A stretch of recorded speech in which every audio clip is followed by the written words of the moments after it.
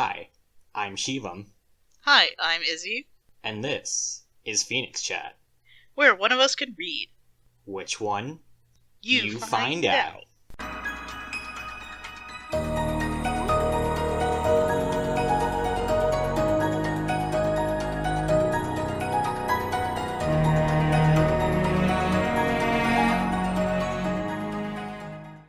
Hi, and welcome back to PhoenixChat. Yeah, it's been a little while, still just adjusting to our new schedules with like school and everything starting back up. But we're getting right back into making these for you guys. And last time we ended off at the end of the quote-unquote Morgan/Soliana arc. Ooh. Yeah, finally finished How to Avert the Bad Future, had some nice chill times with Christmas, and found out your new mission is to head to Crescent Moon and try to convince General Minerva to let you guys onto a ship to figure out where the Oracle really is. You guys are getting real close there. Yay, water! Yeah. But in the meantime, you guys begin to leave Soliana. You've already said your cheerful goodbye as you make your way on the road again. And as you guys are like heading out there for a little bit, Hops mentions that oh hey, I think I actually know like where we are right now. I grew up in this place. And as she starts like looking around, she says like, hey guys, like if you guys don't mind, like I can lead you to where my house is and stuff like that, and I can say goodbye to a couple of people before we keep going. And so the rest of the party is confused but shrugs and says, I mean, yeah, I guess we'll follow you, like, lead the way. So Hop starts hopping along, and I like to personally imagine it, by the way, is that, like Hops just, like, walks normally, but then as soon as she goes full speed, it's just, like, full frog jumps. Yes, absolutely. That's my mental picture. And as she's, like, hopping along in like, this swampy, marshy area, leading you guys along, eventually you guys can see that there is a house in the distance, and in front of like this tiny little like this shack style house, there are these two like wolves that kind of look a little bit feral, and they're outside just like tearing apart something that they've recently killed. And Hops just kind of gasps and tells the rest of the party to hide in the bushes, and that's what her parents kind of told her to do. And as Hops is just like waiting around, I think Boondock and Morgan kind of decided to just take a closer look, as the wolves kind of look like feral and their manes are wet, but like I think Boondock especially, like, well, they're just wolves, like, he's dealt with coyotes before since he was, like, a little kid, just, like, one good bonk and he should be able to scare him away. So he goes over to them and he tries to bonk them, and of course it starts a fight, because of course it does. Right. Why would this be D&D with fights, you know? But you guys fight the wolves. It's honestly not too hard of a fight. You guys now kind of like know what you're doing. Juliet's now you remembers to use uncanny dodge. And you guys are starting to get at the wolves. In the meantime, Hops is still like just hiding in the bush, kind of just like waiting for this to blow over. As Juliet manages to finally get one low enough to kill it. As what did you decide to do? I thought I was super cool, and I was like, oh, I'm gonna just fucking decapitate this wolf. And so I do. And so because they are like mangy and like sick looking and shit, the blood got on Juliet, Morgan, and Boondock, because they were the ones close fighting, and you know, and then we knock out the other one, right? All of a sudden, Juliet just feels just awful and weak and goes down so fucking easy and passes out. Yeah. Until everyone make con saves. Morgan starts seeing a fog rolling in that no one else does, and Boondock starts seeing things moving in the trees. And we're all like, what the fuck's happening? Yeah, so Hops and Essen, who are kind of like in the back of the battle, are like approaching you guys, trying to figure out what the fuck's going on. And at this point, Juliet now just completely passes out. As for Morgan, as he sees like this fog rolling in, I think Boondock decides like, we'll try to like wash this thing off of you or something like that. As he takes Morgan and just kind of dunks him into the like this little like river that the wolves were also kind of next to. And as he dunks Morgan in the river, it then gets worse as Boondock now notices that there's like a moss that's growing in front of Morgan's eyes, and he tries to just like scrape it off of Morgan, but as soon as he scrapes it off, just like more grows in its place as Morgan's now completely blind. As for Boondock, he suddenly sees that movement again, and like he just sees like moving around like the trees at just like this unreasonable speed, and he sees flashes of red as he realizes, oh fuck, I think Legion's somewhere around here. As Boondock just pulls out the guitar and just like tries to like tell everyone that and like try to get them like organized. And eventually he sees like a flash in like the woods and tries to like run to chase it down. And as he does, he realizes he's just like getting more like paranoid and nervous about this entire thing. As Essen can now tell if he's affected with some sickness, he probably has paranoia. Oh man, as he's seeing things that definitely aren't there. And Essen decides that he's gonna call Faith as the resident cleric. And as Faith just like looks at everyone, she just says, "Oh fuck," and confirms that Boondock does have paranoia. Morgan's definitely blind, and Juliet, well, that's she's completely passed out. And she like tries to figure out like what's causing it. Essen kind of says, "Well, they were all splashed with like the blood and stuff." As Faith just kind of like narrows her eyes and says, "Well, that's not good at all." Because all three of them were affected by basically the same kind of disease carrier. And all three of them have completely and wildly different symptoms, which does not bode well. But yeah, Faith kind of says like, okay, we need to bring everyone inside. As Essen begins to herd everyone inside, Hops opens the door to her house as she begins to explain what the party sees. If you want to explain, Izzy. So, okay, as they're carrying Juliet's lifeless body, which they should be used to by now, because that's all she does is fucking pass out, apparently.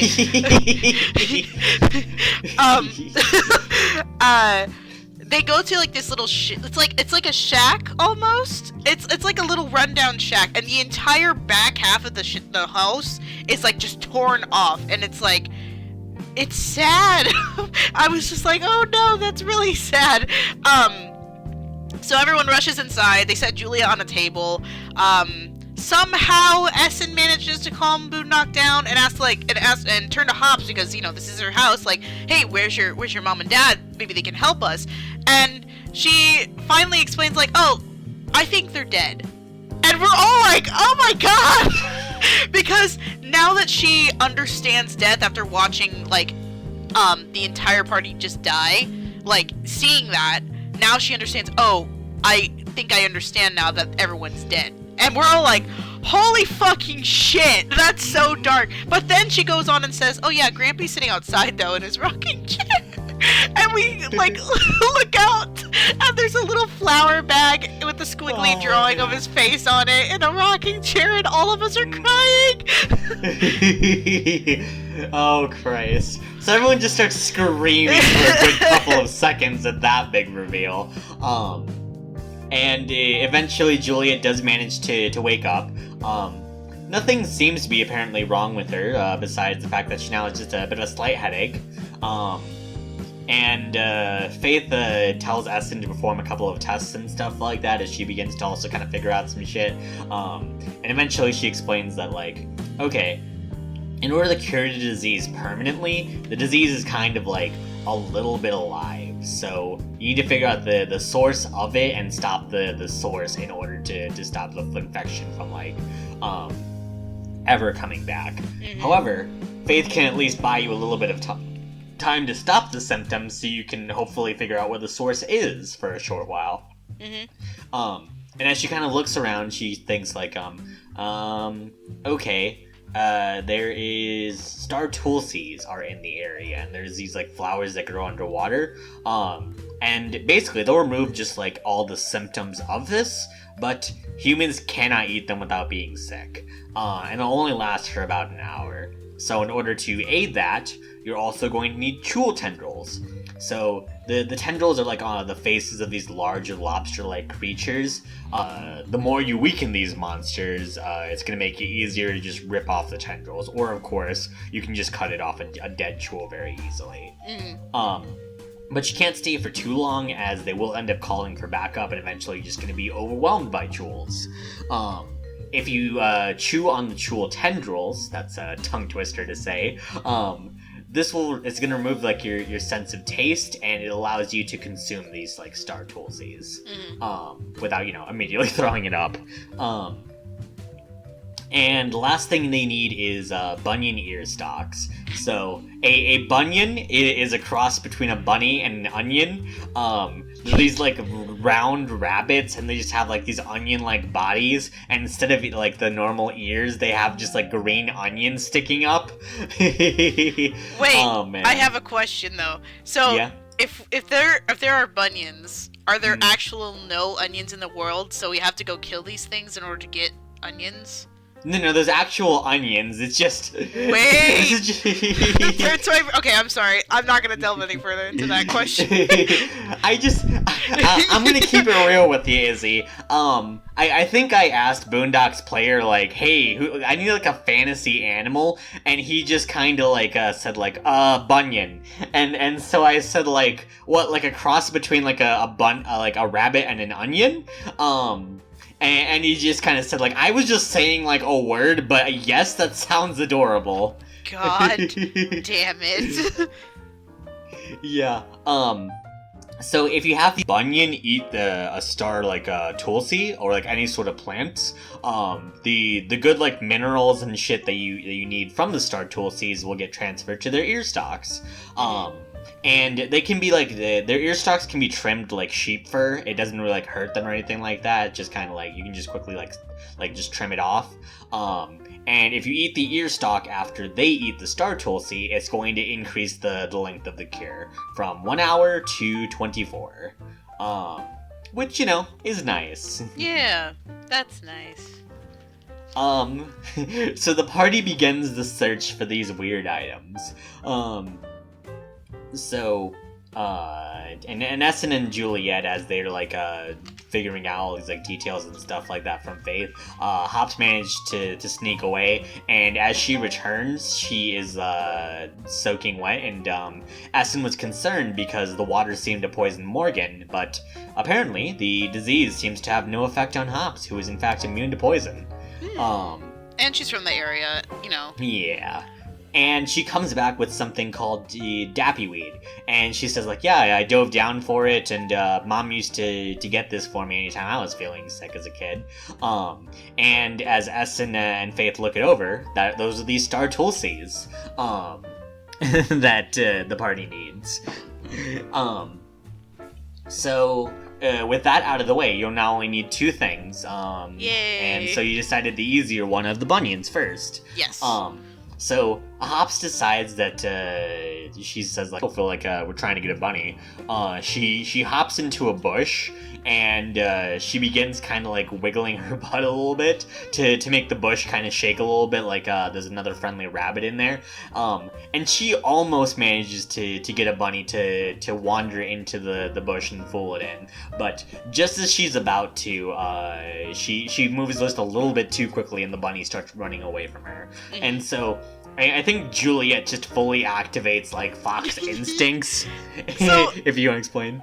I turned into a fox, so I can do this, so the way that we made Juliet, we use Kitsune, we use, like, this homebrew kind of race, and we were like, yeah, she could probably turn into a fox and, like, have fox stats and stuff. So I had her turn into a fox, and I was like, okay, a fox can chase a rabbit, like, that's just instinct. So at first I was just trying to catch the rabbit, but these fucking rabbits are so goddamn fast. I rolled 3 times and failed all 3 times. Yeah, no.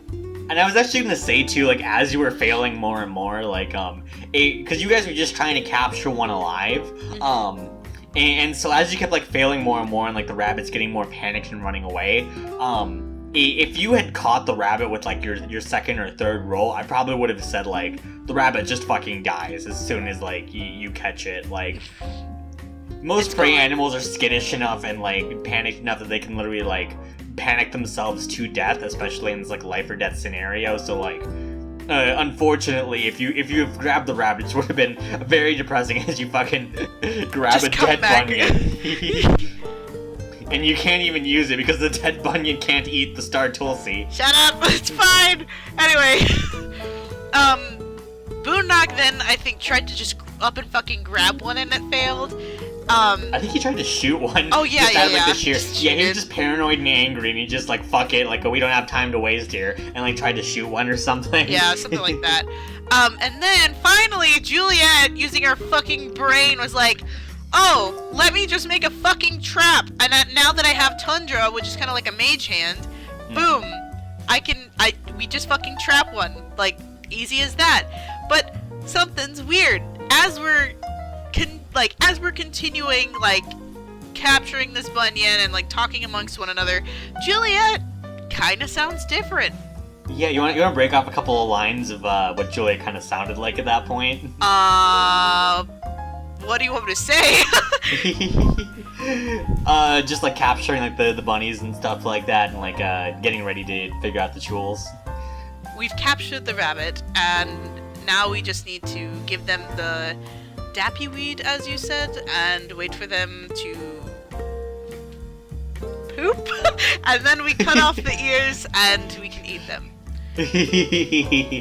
Oh my god, yeah, I forgot about that. Yeah. I didn't give you a set time on, like, when it would happen, so Hops' player was just like, oh, you just need to wait for them to poop, and I'm like, okay, I guess this is canon now. I mean, it makes sense, though. Yeah, it makes sense, but, like, all 5 players sat around this bunny waiting for it to poop. I'm like, wow, this is really some fantasy-ass bullshit we're doing, huh? I'm so glad we decided to play D&D today. Fuck. But it eventually poops. I thought we kept it in a basket, like, and I used it as a backpack because we had to wait for it to poop and we could, like, wait around. Yeah. Yeah. Oh, yeah. So you're not having, like, a little basket just waiting for it to poop. Mm-hmm. And yeah, no, and now you got to figure out what the big lobster things are. And people, like, are kind of confused about Juliet's accent, but, like, it's not, like, a huge sort of thing. What's funny is nobody even noticed until, like, later on. I literally kept doing this accent since we left Hops' house, and none of the players knew. They were like, oh, okay, weird, but whatever, and they just kept going, and I was like, alright, guys, thanks. Yeah, so Hops has a good idea of, like, oh, instead of getting, like, an adult one, maybe we should just get, like, one of the babies then. Which was surprisingly dark, honestly. Just grab one of the children, it's fine. Yeah, as you guys tried to stage a kidnapping to kill this creature, or at least rip off its face tendrils. It's fine. It's fine. So Hops knows where they are, and, like, starts leading the way over to, like, the big lake. And during this, Boondock pulls out his flask and offers Juliet a drink, and Juliet refuses the drink. No, she politely declines. Yes. Which is still not like her. And so Boondock, absolutely still panicked out of his gourd that, like, Legion's around, like, Legion could have, like, infiltrated the party. How do I know that any of you aren't Legion? He eventually just fucking pulls out his guntar on Juliet and just says, like, who the fuck are you? What have you done with Juliet? Are you Legion? Tell me right now. And I have to have Essen literally, like, roll persuasion checks to try and convince Boondock, and eventually, like, it came down to the point of, like, yeah, if Legion turned into Juliet, she wouldn't have, like, the foxtail or something like that. Something like that. Or she would have already killed you guys, blah, blah, blah, blah. Yeah. Something Yeah, she would have started attacking. Why would she just, like, stay here right now? Oh, man. And he manages to convince Boondock. Boondock kind of like squints but continues onwards. And Hops eventually gets the party to the lake. The Chuls start to show up, and Hops tries to just like grab the baby and run, but there's too many of them. As Boondock just begins to go feral and just kind of, I think he says something along the lines of like, I think the Trolls are working with Legion, and he tries to just like, he just starts beating the fucking shit out of them. And he eventually manages to rip off the tendrils out of one and hands them to Essen, but then he says like, no, we need to chase down the rest of the Chul, as the Chul are beginning to back up into the water, and like he tries to like chase them down, and as he rushes like into the water, Hops I think tries to stop Boondock, and like unfortunately she's too tiny to do anything, and she just like ends up kind of like just latching onto his back. And to stop Boondock from going too far into the water, Essen decides to levitate him up. And as he starts like levitating upwards, he just begins to kind of like thrash around. And Hops is getting a little bit more like nervous too, because she's now just like spinning around in the air on Boondock's back. So she panics and she pulls out her decanter of endless water, and she turns it on, accidentally turns it on to the maximum setting, which is a geyser.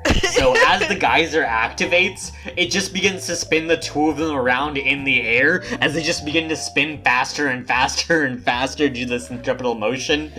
We're serious D&D players here, everyone. I'd like to point that out. Very serious. and Hops is also panicking then even more, and so she does the only thing that she can do when she's panicked, and she turns on her light, so it just becomes a fucking disco ball like spinning around in the air. Yeah. But both of them are at least like safe in the air, if not motion sick. So Essen decides, okay, I'm just gonna mix the potion, and the two of them can just be there for now. Everything's fine. It's fine. Essen mixes up the cure, pulls out the stocks and stuff like that. And he tells Morgan to chew on the tendrils, and as he drinks it, Morgan manages to the crust over his eyes falls off. He manages to convince Boondock by showing that like Morgan ate the whole thing, and like he's fine and dandy just now. Like Essen like kind of taste tests it to show that it's not poisoned.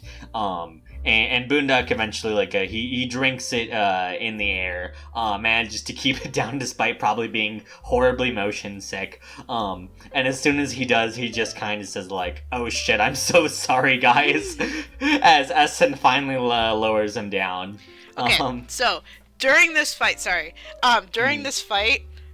Juliet helped, but not how she normally did. She just kind of stayed in the back and like mostly used her kunai and not her katana, and she was like really disgusted by like everything that was happening.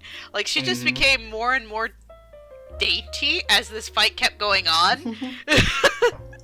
Yep. Oh my god. Yeah, and so Essen eventually goes over to Juliet and offers the jewel tendrils, and Juliet, I think, just like, I don't want to eat that, I can't. That's disgusting. If you want to explain this next part... No, I don't want to explain this next part. I don't want to explain it either. It's so so weird. Okay, so basically Essen understood. He's like, oh, I see what happened. Juliet turned into a damsel. And I was like, finally, somebody fucking gets it. But as this was happening, he was like, okay, you know what? I don't have time to deal with this. Fucking puts it in his mouth and then fucking mama birds it to Juliet. And it's so gross. Juliet screaming, everyone's screaming. It was a bad time. I mean, it worked, but it was a bad time. Yes. Alright, now that we are finally done recording that, we can never speak of it again. Oh, Christ. Yeah. But Juliet's now cured, and she now realizes, well, first she's eventually gonna have to kick Essen's ass for that. Oh, absolutely. But before she does that, she's going to fucking destroy whoever did this to her. But the party's kind of really concerned about this, as they realize they have no leads for how to actually cure this. Yeah. But thankfully, a voice pops up in all of their minds, speaking to them telepathically, as it says, "That was a passable attempt at my test there. Now, if you want to know how to defeat Legion, come to me and I'll give you that information if you can pass another test. And if you guys fail at it, well, you'll probably die in the process. Best of luck." As we ended things on that cliffhanger. Yeah. Oh, man. Also, I thought it was Juliet's mind that's what it was said. I didn't know it was all of us. I think it was all of you guys, yeah. I just said all of you guys just so we didn't have to do the thing of like, well, Juliet explains that to the rest of the party. Oh. I was just like, what the fuck is happening? I was just panicking the whole time. I'm like, that was gross, and then this happened, what's happening? Yes, I am confusion, I am scared. This is the start of a new arc and there's so much bullshit being tossed at us. So much and so few answers. So join us next time when we get to dig into the answers of these questions. And especially at this trial and who this mysterious person is who somehow seems to know how to defeat Legion. Ooh. Oh man, yeah, so special shout out to our patrons, the Mod God, Spicy Turntable, and Nyquil Dreamer. You guys help us make more and better content, and if you guys out there listening want to help support us, the link to our Patreon is in the description. If you decide to subscribe, we're going to have some of our an animatic we're working on, the sketches and stuff like that. We're slowly kind of uploading them on. We're trying to do some like updates and stuff like that with it. Yeah, hopefully making good progress on it though. Yeah, Izzy, you want to tell them about our stream coming up in about a week of listening? Yeah, so we are planning on the 25th, hopefully, of September, doing a one-shot, and it's called Campus Valoris, and it's set in, like, the next generation of Phoenix Heart. So this is hypothetically if everything we do, now in Phoenix Heart works out and everything. The camp that Boondock went to, the summer camp or whatever, it's just the next generation of kids in this camp. And that's what it is. It's going to be streamed on Twitch, Keeper of Kitsune. If you check on Instagram, we'll probably set up more posts about it, like what time, and it's going to be a very interactive stream. Camp? Yeah, that's the word. Yeah. We're basically going to have sort of a choose your own adventure thing where the audience can help like decide between like one of three options for how the story unfolds. And see, it's experimental, so I hope it ends up working out, and I hope we can catch some of you guys out there listening to tune in. Yeah. Izzy, you got a fun fact to lead us out with? Yeah, so Juliet's nickname is Fireball, and the joke is that the drink is actually named after her and not the other way around. PhoenixChat. Yay!